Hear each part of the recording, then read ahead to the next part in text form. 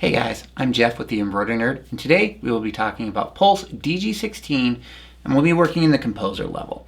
We're going to be doing a applique cut line from a stitch file. We had a question in our Facebook group, and this is an amazing time for me to show you guys how to utilize Drawfusion to do this.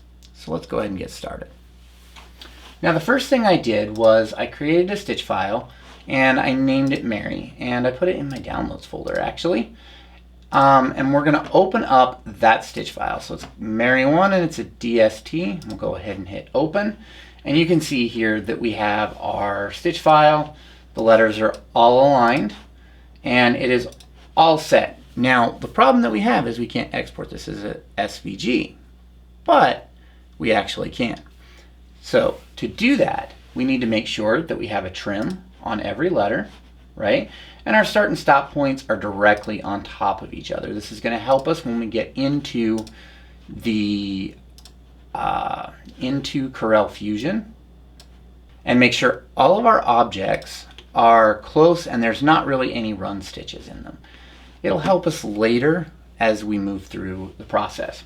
So the next thing we're going to do is we're actually going to go into Drawfusion.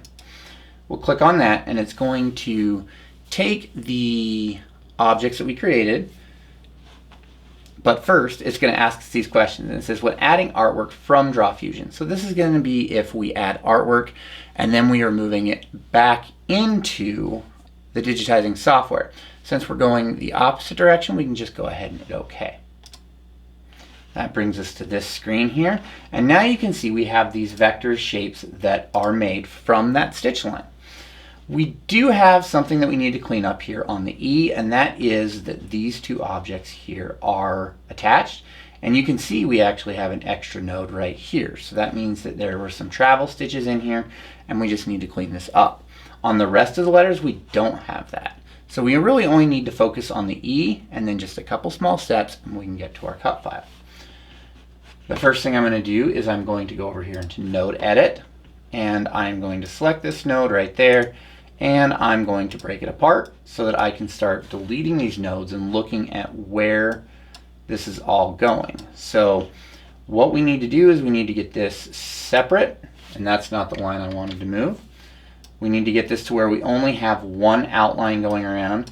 Right now, if we ran it the way that it is, what would happen is we would end up with the plotter, or the cutter, going over the same line 2 times, and we don't want to do that. We just want to go over each line 1 time with the cutter. So all I'm doing is I'm dragging out these lines here,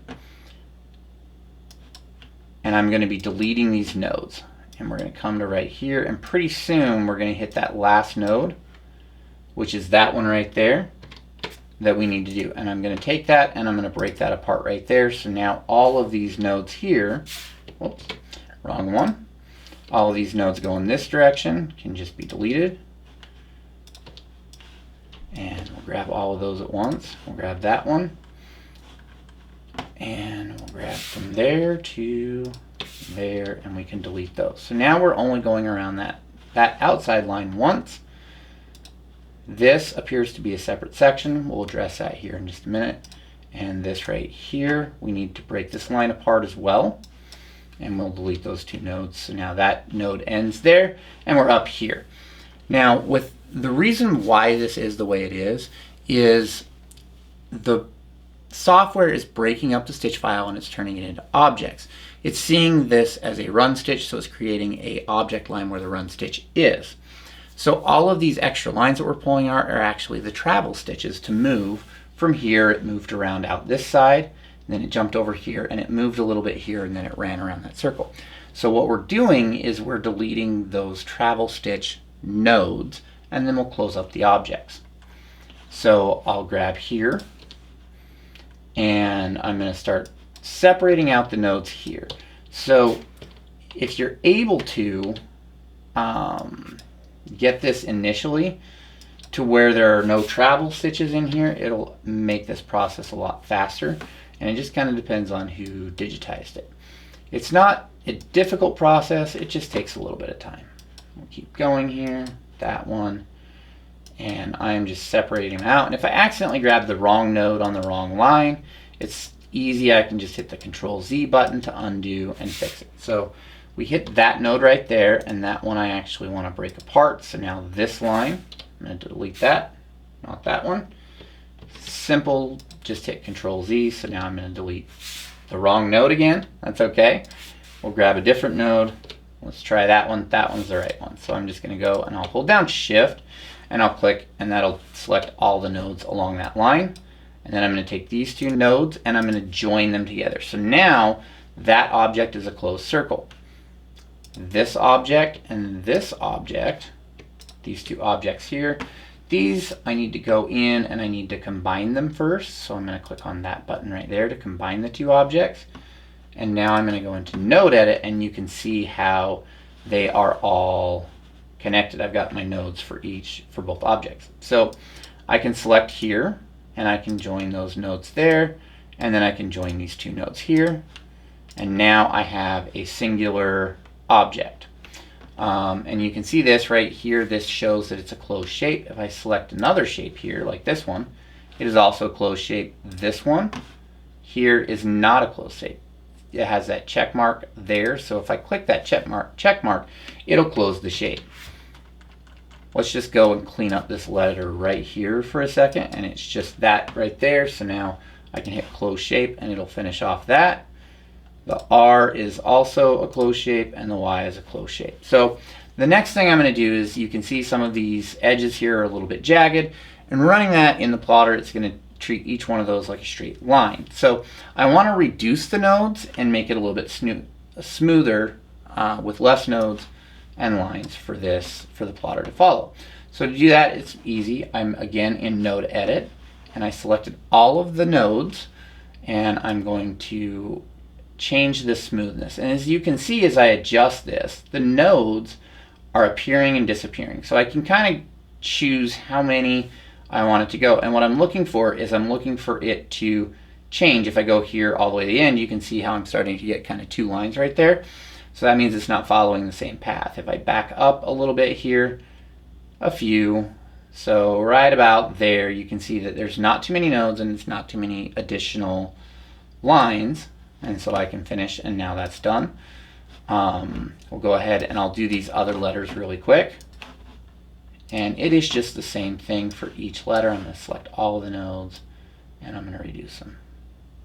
All right, so now all of our nodes are reduced and we have this file. The next step that we need to make is we need to save or export. Now, Drawfusion will stop us from exporting a file.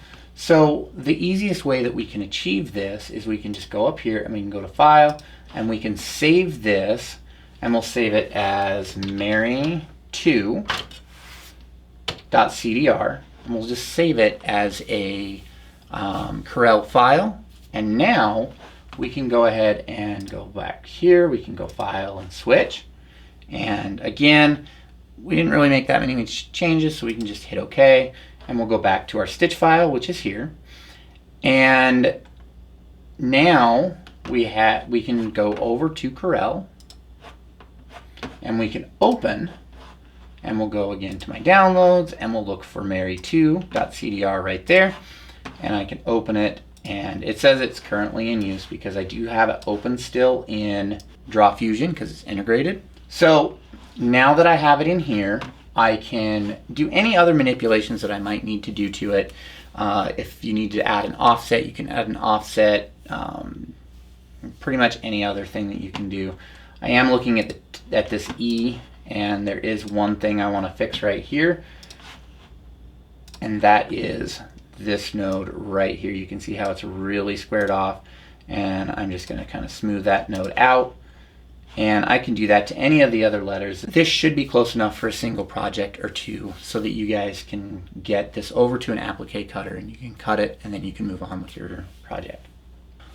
Once you're happy with all the changes that you've made, you can come up here and you can do File, Save, and of course it's not able to save it because I do have it open, so I'm just going to do a simple File, Save As, and I'll change this to Mary3. And so now the file is saved, and I can now go to File, Export, and here I can pick Let's go ahead and bring this up a little bit so you guys can see it.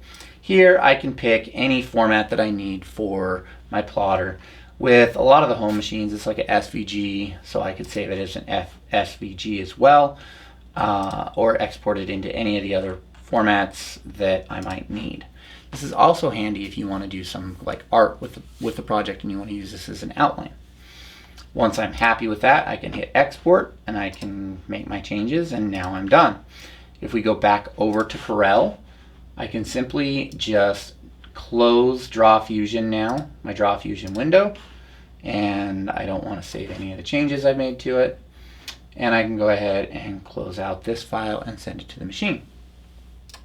Hopefully this helps you guys understand a little bit of what Drawfusion is and how it can be utilized to edit shapes within Corel and kind of move back and forth.